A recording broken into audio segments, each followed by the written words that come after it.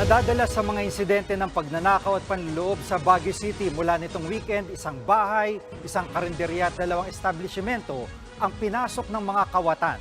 Nasa frontline ng balitang yan si Brian Basa.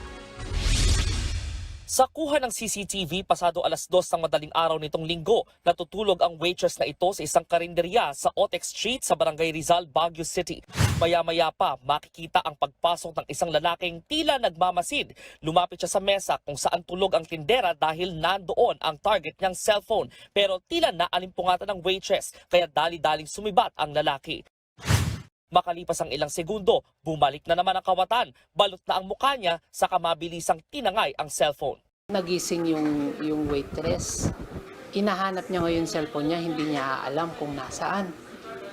Kaya tinanong niya ako, pwede tawagan ko yung numero. Tinawagan ko yung numero, sarado na. Chinek ko sa CCTV, yun na nga.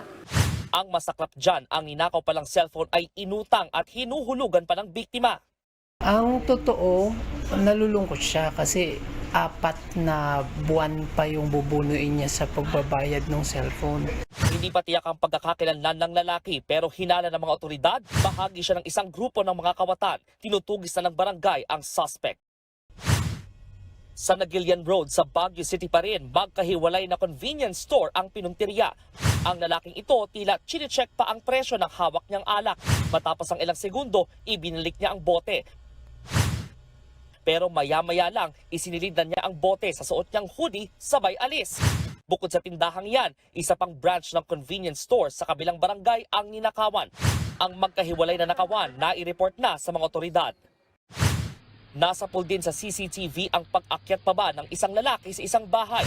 Para lang siyang nakatira sa lugar kung magpabalik-balik mula sa ikalawang palapag. Pero ang lalaking yan, kawatan din pala. Natangay niya ang isang cellphone at mahigit 10,000 piso. Posible raw na dumaan ang suspect sa likod ng bahay.